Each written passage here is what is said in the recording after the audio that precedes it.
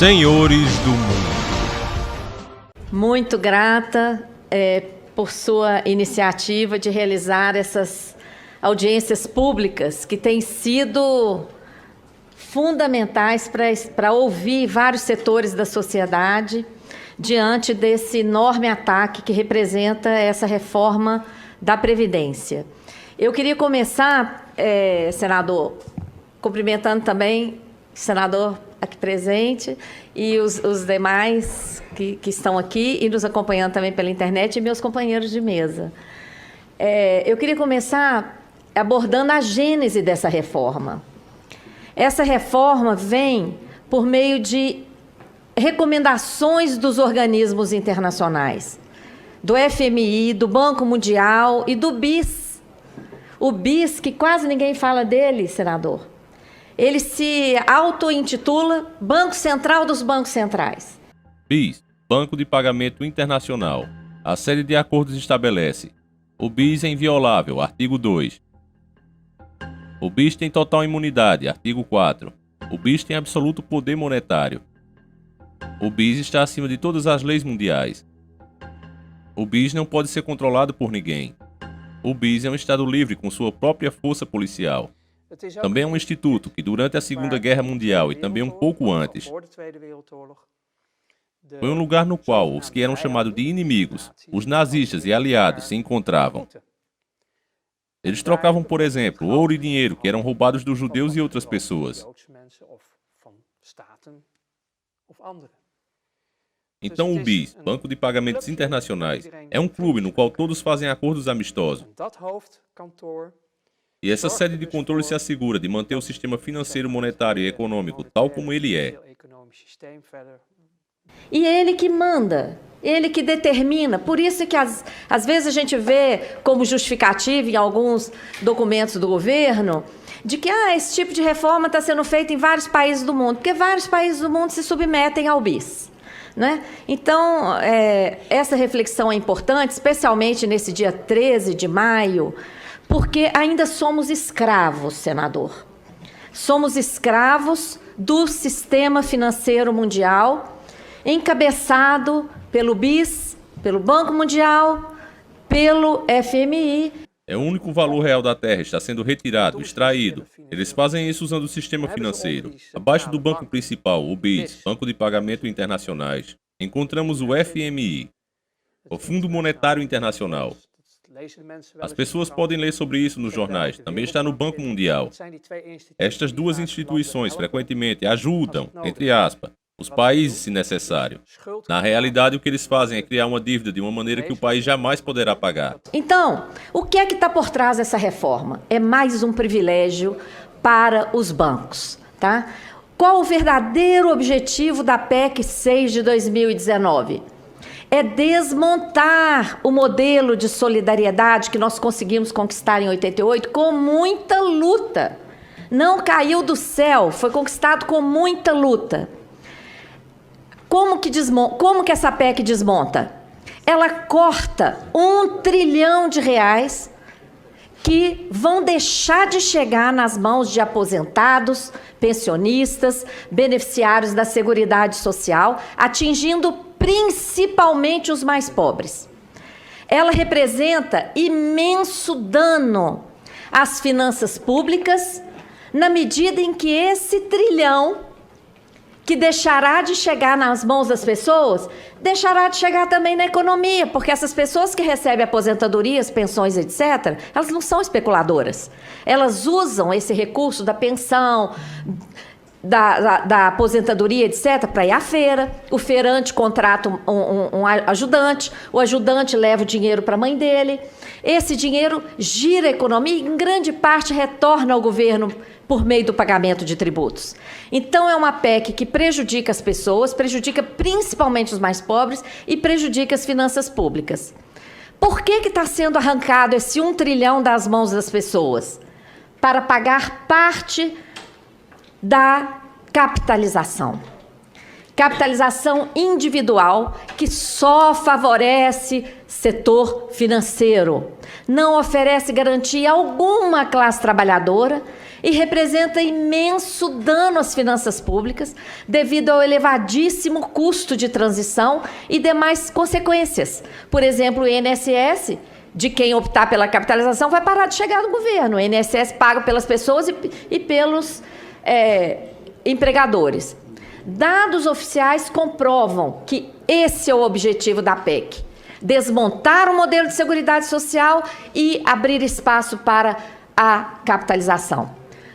A prova está no próprio texto da exposição de motivos apresentado pelo ministro Paulo Guedes e presidente Bolsonaro aqui ao Congresso. Essa foto dessa tabelinha, que se der para mostrar para quem está assistindo pela internet, é uma foto de uma tabela que está na página 66 da PEC. Olha de onde sairá o trilhão. 715 bilhões vão sair do RGPS, que é o Regime Geral de Previdência Social, cujos beneficiários recebem em mais de 90% até 2 salários mínimos. Com certeza. Eu quero volte, inclusive, ali, porque eu quero que você repita, porque a grande pergunta é essa: de onde vai sair um trilhão? Então é importante, é te atrapalhar, porque você vai ter muito mais do que o tempo. Senador. Quero só que você repita de novo essa exposição. Olha, na última página da exposição de motivos assinada pelo ministro Paulo Guedes e pelo presidente Bolsonaro, está essa tabelinha, que diz que em 10 anos, qual que é o impacto? De onde vai sair o trilhão? 715 bilhões sairão da reforma do Regime Geral de Previdência Social, é o INSS. Nesse regime, as pessoas recebem mais de 90% até 2 salários mínimos, senador. E olha ali a última linha, abono salarial, mais 182 bilhões sairão de quem recebe abono salarial. Quem recebe abono? Quem ganha até 2 salários mínimos, e a PEC está cortando. Ela considera que quem ganha de 1 a 2 é privilegiado. Então, só quem ganha acima, só quem ganha até 1 salário mínimo vai receber. Então, 715 bilhões mais 182 bilhões dá cerca de 900 bilhões. Nós temos que tirar ali os 27 bilhões, que vocês devem estar vendo a propaganda que o governo está fazendo de quem ganha menos vai pagar menos. Vai pagar R$5 a menos, mas ninguém está dizendo que as mulheres, por exemplo, podem chegar a trabalhar 14 anos a mais. E os homens também. Então, tirando aqueles 27,6, nós temos cerca de 870 bilhões de reais sairão dos mais pobres, do INSS, e outros 20%, menos de 20%, sairão dos servidores públicos, que estão correndo risco de ter as suas alíquotas, que hoje variam de 11 a 14, dobrarem, tá? Então, não é uma PEC para combater privilégio, minha gente. Isso é uma grande mentira que está sendo dita para convencer a opinião de que tem que aprovar essa reforma, porque todo mundo odeia privilégio. Se existe algum privilégio no Brasil, esse privilégio é do setor financeiro, que tem a sua remuneração da sobra de caixa diária, ilegal, paga. E aí que está o rombo das contas públicas, eu vou falar. Então, está ali o link, quem quiser acessar, mais de 80% do trilhão sairá dos mais pobres. E para onde irá o trilhão? Senador, eu posso pedir todo mundo para ler comigo essa frasezinha? Essa frase foi dita pelo ministro Guedes no dia da posse do novo presidente do Banco Central. Eu posso pedir a vocês para lerem comigo? Vamos lá. Precisamos de 1 trilhão para ter potência fiscal suficiente para pagar uma transição em direção ao regime de capitalização. Por isso que a gente precisa de 1 trilhão. Então, minha gente, alguém ainda ficou com alguma dúvida de que o trilhão que sairá dos mais pobres irá para os bancos? Foi o ministro Paulo Guedes que deu essa pérola para nós e confessou que o que vai ser tirado dos mais pobres pagará parte da capitalização. É disso que se trata essa PEC. O trilhão não é para resolver problema fiscal algum, não é para fazer investimento algum, é para entregar para os bancos para pagar parte do sistema de capitalização. E que capitalização é essa? Não é previdência, não pode ser chamada de previdência. O custo de transição não foi informado. Todo mundo viu o escândalo da classificação de estudos como sigilosos. Escândalo, inconstitucional. Aqui, família, para quem não sabe, ela está falando do Chicago Boy, o Paulo Guedes. Quando as pessoas que são contra a reforma, que sabem o que ela realmente é, pediram a base de estudo que levou o governo a chegar a essa conclusão, o Paulo Guedes disse que era sigiloso, não podia passar para as pessoas. Ou seja, família, ele não quer mostrar as fontes. O que é que ele tem a esconder? Se são estudos da nossa economia, é uma coisa aberta, é pública, já diz tudo, contas públicas. Isso já está publicado. Ele só tem que dizer, olha, eu estudei isso aqui, isso, e cheguei a essa conclusão. Mas ele não faz isso porque a verdade é essa que a mulher está explicando aí o tempo todo neste vídeo. É isso que dá a confiar em banqueiro, é isso que dá a colocar um banqueiro para cuidar da nossa economia. Na Argentina, a transição custou 1,36 PIB. Se aplicarmos essa proporção ao nosso PIB, nós estamos falando de um custo entre 9 e 10 trilhões. Isso é uma estimativa, porque a gente não sabe os custos, o governo declarou sigilo. De onde sairá o custeio para essa transição? O estudo da OIT mostra que de 30 países que seguiram esse caminho da capitalização, 18 já desistiram e voltaram atrás. E os 12 que ainda estão, vários estão entrando em colapso. O link para o estudo da OIT está ali, quem quiser acessar. O Chile foi o primeiro, elogiadíssimo pelo FMI, como exemplo a ser seguido. Hoje o Chile é campeão de idosos indigentes, campeão de suicídio de idosos, que recebem menos de meio salário mínimo, e segundo especialistas do Chile que estiveram aqui, os idosos chilenos têm que escolher entre pagar um quarto para dormir, comprar os remédios ou comer. Não dá para fazer as três coisas. A maioria prefere se matar do que virar mendigo ou um peso para os seus filhos. Dano às contas públicas. O elevadíssimo custo de transição não é dito, porque se disserem, vai ficar escancarado o escândalo dessa proposta indecente de colocar a capitalização no lugar do modelo de solidariedade conquistado em 88, que precisa ser melhorado. As contribuições pagas pelos empregados e empregadores deixarão de ser pagas. Ao contrário de resolver algum problema fiscal, essa PEC vai agravar brutalmente as dificuldades fiscais do Brasil. Essa capitalização não é previdência. Se olharem no dicionário, previdência é sinônimo de segurança. E o que é essa capitalização?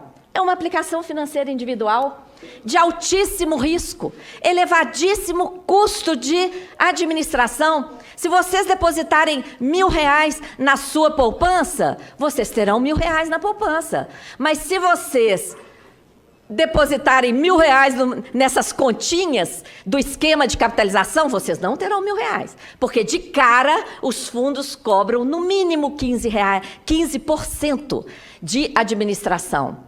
Não tem garantia de qualquer benefício. Quem está acreditando em benefício futuro está acreditando por conta própria. Porque na PEC está escrito modalidade de contribuição definida, ponto final. O que significa isso? O trabalhador sabe quanto vai ter que contribuir, senador, mas não tem ideia do benefício, vai depender do mercado. Pode ser zero, pode quebrar, como inúmeros fundos quebram no mundo inteiro, inclusive Estados Unidos e Europa. Não tem participação patronal, nem governamental.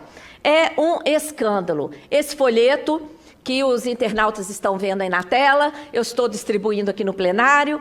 Quem quiser pode acessar, está disponível na página. Nós falamos que a Previdência Social é o maior patrimônio social do Brasil. Isso, na página da Auditoria Cidadã, auditoriacidadã.org.br. Grata, senador. Na exposição de motivos do Paulo Guedes, ele fala que tem um rombo no Brasil e que esse rombo está na Previdência e que a Previdência está fazendo aumentar a dívida pública. Mentira! O que é que tem aumentado a dívida pública? Os mecanismos que geram dívida, principalmente a política monetária do Banco Central, que produziu a crise. O que produziu a crise no Brasil, minha gente? Nós não tivemos aqui a quebra de bancos, que foi o que provocou a crise nos Estados Unidos. Todo mundo lembra do Lehman Brothers e dos outros bancos que iam quebrar, mas o Fed injetou 16 trilhões de dólares, mais de um PIB, nos bancos e não deixou que eles quebrassem. Isso não aconteceu aqui no Brasil. Aqui os bancos lucram mais do que qualquer lugar do planeta. Nós não tivemos adoecimento da população, nem peste que impedisse nosso povo de trabalhar. Não tivemos quebra de safra, pelo contrário, temos batido recorde de safra. Não tivemos guerra. Que crise que aconteceu aqui no Brasil? Que derrubou o PIB em mais de 7% em apenas 2 anos. Levou inúmeras empresas a quebrar e provocou desemprego recorde. O que explica o cenário de crise se nós temos 4 trilhões de reais líquidos em caixa? Temos 1,270 trilhões no Caixa Único do Tesouro. Dinheiro de arrecadação que não pode ser gasto por causa da infame PEC do teto e de dinheiro de título emitido além do necessário para formar colchão de liquidez. Senador, como se uma pessoa fosse ao banco, pegasse empréstimo, pagasse juros lá no banco e colocasse o dinheiro no colchão para dar segurança. Colchão de liquidez, 1,270 trilhões no Caixa Único do Tesouro. 1,130 trilhões no caixa do Banco Central, remunerando a sobra de caixa dos bancos. E 1,5 trilhão em reservas internacionais. 4 trilhões. E, além disso, somos a 9ª economia do mundo. Ricos em todos os sentidos. Temos aqui nióbio, petróleo, água, terra, todos os minerais. Como é que essa crise foi produzida?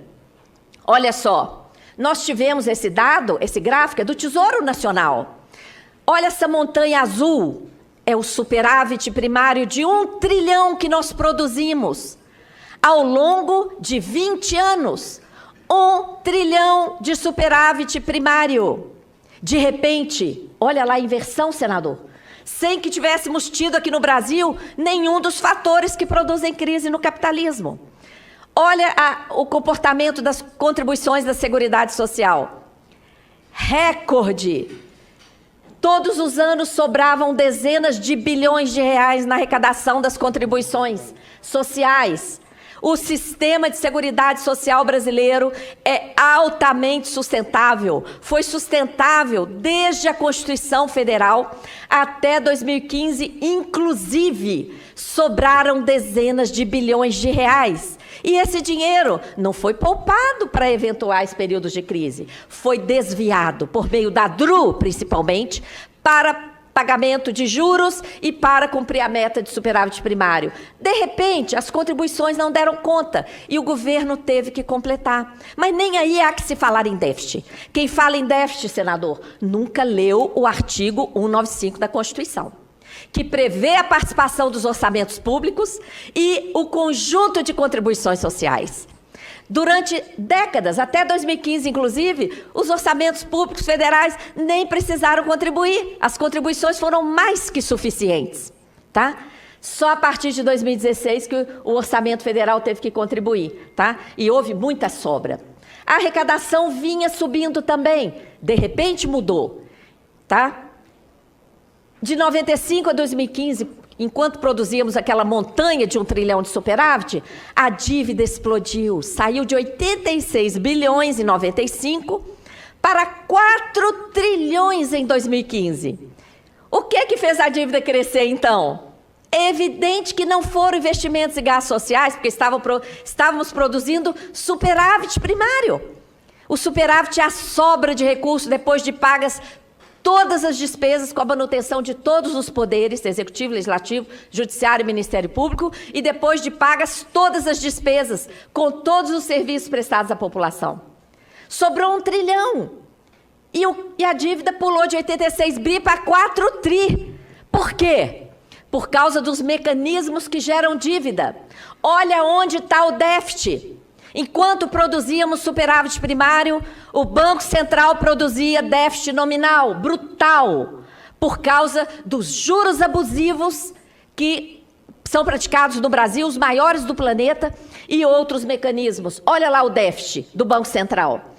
Esse outro gráfico nós colocamos o juro para mostrar que o déficit é produzido pelos juros e não pelo gasto com a Previdência Social.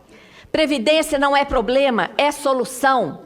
Um dos mecanismos mais escandalosos que produziram esse déficit é um mecanismo ilegal, praticado pelo Banco Central, que remunera diariamente a sobra de caixa dos bancos. Esse mecanismo, ao mesmo tempo, gerou 1,2 trilhão da nossa dívida interna para remunerar a sobra de caixa dos bancos. Olha que absurdo, senador. A montanha de 1,2 trilhão da nossa dívida são títulos que são trocados com os depósitos voluntários que os bancos fazem de sua sobra de caixa no Banco Central. O Banco Central entrega título para os bancos. À medida em que os bancos estão com os títulos, eles recebem juro diário. Esse mecanismo gerou um rombo de 754 bilhões de reais nos últimos 10 anos. Esses valores foram tirados do balanço do Banco Central e não está nem atualizado. Se atualizar, está aí o trilhão que o Guedes quer, senador. Então, senadores, um recado aqui para o ministro Guedes. Não precisa destruir a Seguridade Social. Ele quer 1 trilhão? Pare de remunerar a sobra de caixa dos bancos, tá? Que ele tem 1 trilhão. Mas essa operação, além de gerar dívida, além de gerar rombo, arrebentou com a economia e produziu a crise. Por quê? Produz escassez de moeda. 1,2 trilhão é quase 20% do PIB que está esterilizado no Banco Central. Esse dinheiro tinha que estar no caixa dos bancos, remunerando, emprestando para as indústrias que quebraram. Isso aí gera escassez de moeda. O raciocínio ao contrário fica mais fácil. Senador, o que o senhor acha que aconteceria? Senadores, o que os senhores acham que aconteceria? Isso. Se o Banco Central parasse de fazer essa gracinha para os bancos e remunerar sua sobra de caixa. O que o senhor acha se o Banco Central falasse, bancos, tomem aqui o seu trilhão. Os senhores acham que os bancos iam ficar com esse dinheiro na gaveta como o Banco Central fica? De jeito nenhum. O que os bancos iam querer fazer? Iam querer emprestar esse dinheiro. Para emprestar, o que eles teriam que fazer? Diminuir o juro.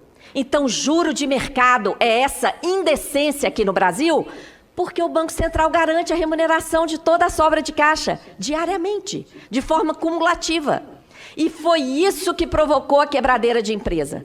A desculpa de que esse mecanismo é para controlar a inflação foi desmascarado em 2017. Em 2017, nós tivemos deflação. O IGP foi negativo. E se fosse verdade que essa operação é para controlar a inflação, o que o Banco Central teria que ter feito no momento de queda da inflação? Teria que ter desovado moeda. E o que aconteceu com o estoque dessas operações? Bateu recorde. Atingiu 1,287 trilhão em outubro de 2017. Diante desse escancaramento aí da mentira, o Banco Central correu e apresentou ao Congresso o projeto de lei 9248 de 2017, um projeto de lei de um artigo só, que cria o depósito voluntário remunerado, para legalizar o depósito voluntário remunerado, que é o que já está sendo feito com essas operações. Então, minha gente, é aí que está a fabricação da crise. O déficit não está na Previdência, o déficit está no Banco Central, que produziu a crise com o juro elevadíssimo, com a remuneração da sobra de caixa dos bancos, com os indecentes prejuízos de swap cambial, que de setembro de 2014 a setembro de 2015 geraram resultados negativos de 207 bilhões. 207 bilhões teria dado para dobrar todo o orçamento anual da educação e da saúde naquele ano. Mas foram para o ralo do swap cambial. O que aconteceu nesse ano? A dívida cresceu 732 bilhões de reais em apenas 11 meses e o investimento federal foi menos de 10. Todo o crescimento da dívida foi para pagar o rombo do Banco Central. O PIB vinha crescendo desde 2005, em média 4% ao ano.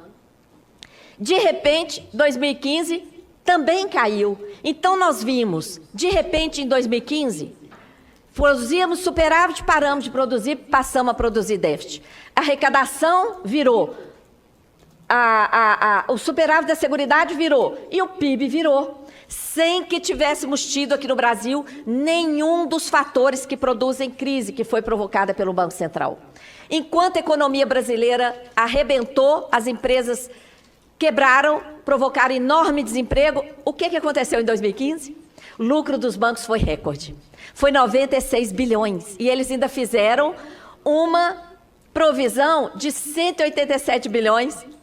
O que sai do lucro. Então, o lucro dos bancos teria sido 300 bilhões, no ano que o PIB caiu e que toda a economia definhou.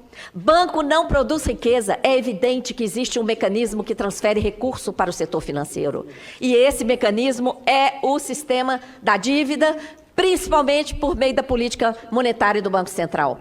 Então, senador, concluindo, fazendo uma análise sistêmica do que eu falei até agora, a política monetária do Banco Central produziu a crise, e aí a crise tem justificado as medidas restritivas que só favorecem aos bancos, como a PEC do teto, que deixou o gasto com a dívida de fora, a reforma trabalhista, que infelizmente já foi aprovada com a desculpa da crise, agora a reforma da Previdência e as privatizações. Todo mundo já ouviu o ministro Guedes falar na televisão que a crise está insustentável, tem que privatizar tudo para pagar o prejuízo. E querem autonomia do Banco Central, para que o Banco Central fique imune para praticar essa política monetária suicida, tá?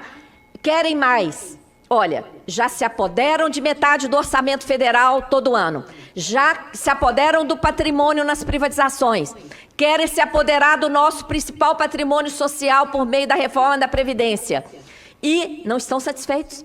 Querem se apoderar diretamente do fluxo de arrecadação tributária através do esquema da securitização de créditos públicos, tá? Que infelizmente foi aprovado aqui nesse Senado e agora está lá na Câmara. Tomara que seja barrado. É o único valor real da terra, está sendo retirado, extraído. Eles fazem isso usando o sistema financeiro. Abaixo do banco principal, o BIS, Banco de Pagamento Internacionais, encontramos o FMI, o Fundo Monetário Internacional. Quando olhamos em perspectiva, os principais gastos federais, olha lá embaixo o gasto com pessoal, ali o gasto com previdência, o gasto que está indisciplinado precisando de reforma é o gasto com a chamada dívida pública. Os dados que o governo tem apresentado de juros estão mascarados. A maior parte do juro está sendo contabilizada como se fosse amortização. Amanhã tem audiência pública sobre isso na Câmara, tá? Se você puder concluir, não, só para dizer que não, acho que é isso mesmo, nós estamos aqui para debater. Eu dei 20 minutos, vou lhe dar mais 5, mas darei 25 minutos para cada um dos convidados. Tá. E sem prejuízo do debate depois ainda. Tá bem. Vou te dar mais 5, eu sei que esse estudo é longo. É porque senão não dá para apresentar a ideia, consegue, né? vai lá. Então, no orçamento, nós da Auditoria Cidadã somamos os juros com amortizações porque provamos, desde a CPI da dívida, a mega pedalada que acontece no Brasil, que é a contabilização de grande parte dos juros, como se fosse amortização. Mega pedalada de centenas de bilhões de reais que acontece desde o Plano Real, tá? Tá ali o link com a explicação. No orçamento desse ano, a maior parte está reservada para a dívida, 44%. Os servidores que estão aí sendo linchados recebem menos de 1/4 do que se gasta com a dívida. Eu já falei do novo esquema que desvia o fluxo da arrecadação tributária, a chamada securitização de crédito público. Tem vários documentos na página da Auditoria Cidadã. É um esquema semelhante ao que atuou na Europa e quebrou a Grécia. Os valores pagos pelos contribuintes caem na rede bancária, não irão mais direto para os cofres públicos. Irão barrar numa trava bancária que está sendo criada por esse esquema. Isso tem a ver com a reforma da Previdência, que já está reservando recurso para esses tipos de desvios, que, por infâmia, cria empresa estatal. Está sendo criada estatal em cada estado, em cada município, a exemplo da PBH Ativos S.A. em Belo Horizonte, CPSEC S.A. em São Paulo, MGI Investimentos em Minas Gerais. É um esquema, tá? Então, a dívida tem sido gerada, gente, pelos mecanismos que geram dívida. pelos mecanismos de política monetária, transformação de dívida privada em pública, elevadíssima taxa de juros, juros sobre juros, contabilização de juros como amortização, swap, remuneração da sobra de caixa dos bancos, emissão excessiva de título para formar colchão de liquidez, prejuízo do Banco Central, securitização de crédito público. Olha só os esquemas. Nada disso corresponde à dívida para investimento, tá? Por isso a gente criou o termo sistema da dívida. O sistema da dívida é um termo que eu criei para caracterizar a utilização do endividamento público às avessas. Em vez do endividamento público significar aporte de recursos ao orçamento, para que os poderes públicos possam fazer investimentos de longo prazo, o sistema da dívida funciona às avessas. É um ralo contínuo de recursos. Dívidas sem contrapartida alguma. O estoque cresce, mas o dinheiro vaza para o sistema financeiro. E o maior beneficiário é justamente o sistema financeiro. Nós precisamos reduzir a desigualdade social no Brasil. E essa PEC 6 vai agravar. Somos a 9ª economia mundial, mas temos a pior distribuição de renda do planeta. Somos o 79º país no ranking dos direitos humanos, segundo o IDH medido pela ONU, senadores. Isso é uma vergonha. O Brasil está empatado com a Ilha Granada. Com todo respeito à Ilha Granada, como é possível? Um país que tem nióbio, que tem petróleo, terceira maior reserva do mundo, todos os minerais estratégicos, a maior área agricultável, a maior reserva de água potável, clima favorável, todas as matrizes energéticas do planeta, sermos o 79º no ranking dos direitos humanos. Tudo isso que eu falei está nesse quadro e ainda temos aqueles 4 trilhões em caixa. 1.270 no Caixa Único do Tesouro, 1.130 esterilizados no Banco Central remunerando a sobra de caixa dos bancos e 1,5 trilhão em reservas internacionais. Como pode os estados estarem na penúria com 4 trilhões no governo federal e ainda um potencial de arrecadação tributária impressionante? Porque não se cobra tributo sobre distribuição de lucros nesse país. Não se cobra sobre grandes fortunas e mais uma série de benesses, desonerações e falta de cobrança de dívidas. A crise é um cenário, porém, um cenário que atinge em toda a economia real, empresas, pessoas com desemprego, com cortes de direitos, crise social, política ambiental e os bancos batendo recorde sobre recorde de lucro em plena crise. Olha aí a crise para quem? Em 2018, os bancos bateram novamente recorde, 100 bilhões de lucro em 2018. Mas o Brasil comanda a alta da pobreza na América Latina. A pobreza e a desigualdade aumentaram. E mais de 6 milhões estão na extrema pobreza. Extrema pobreza. Uma estatística que nós já tínhamos limpado do Brasil. Voltou e já tem 6 milhões de pessoas. É urgente sairmos do cenário de escassez. Esse cenário não é acaso, nem mero resultado de corrupção de dirigentes políticos, mas é o resultado do modelo econômico planejado para isso.